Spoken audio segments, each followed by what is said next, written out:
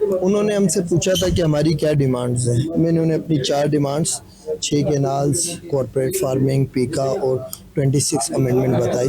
उनसे कहा कि ये जो हमारी 6 कैनाल से रेलेवेंट है डिमांड, ये नेगोशिएबल नहीं है।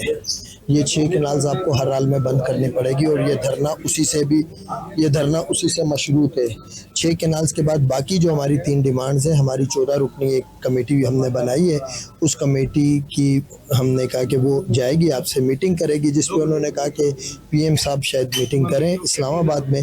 हमने उनसे रिक्वेस्ट की है कि आप काइंडली पीएम साहब को या उनका कोई डेलीगेशन है उससे कहें कि वो सखर में आए, क्योंकि यहाँ से इस्लामाबाद जाना फिर वापस आना फिर इस्लामाबाद जाना एक इशू हो जाता है। सही है, तो उस सारी सूरत हाल को देखते हुए उन्होंने कहा कि मैं पीएम साहब से बात करके आपको अपडेट करता हूँ। सर, हमने डायलॉग्स कमेटी एक बना दी है 14 रुकनी, उसमें मेरा ख्याल है हमने मैसेज दे दिया। उसकी एक आध दिन में, आज या कल में मीटिंग होगी, वो उसको फाइनलाइज करके बता देगी और जाएंगे तो ज़रूर इंशाल्लाह जाना भी चाहिए। सही है, बाकी अब देखते हैं कि कौन दोस्त जाएंगे या किसको डायलॉग्स कमेटी कहती है वो जाए। डॉक्टर्स की वो हो गया, कोर्ट्स का हो गया, धरने हो गए, काफ़ी हद तक इम्प्लीमेंट हो गए हैं। सही है, अभी ऑल ओवर पाकिस्तान वाला हमने बोल दिया हुआ है, लेकिन चूँकि अभी डायलॉग शुरू हो गए हैं तो थोड़ा सा हम चाह रहे हैं कि डायलॉग्स के दरमियान अब थोड़ा हम जो जिस जगह पोजीशन आई है जितना कर दिया उसको रोकें।